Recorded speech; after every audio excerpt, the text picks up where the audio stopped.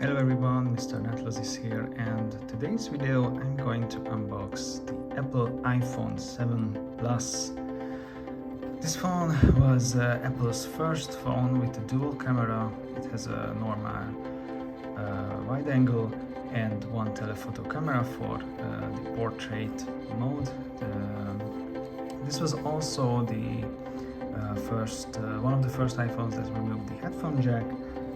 It came out in 2016 and it has a 5.5-inch Retina IPS LCD with a full HD resolution. So let's unbox this one.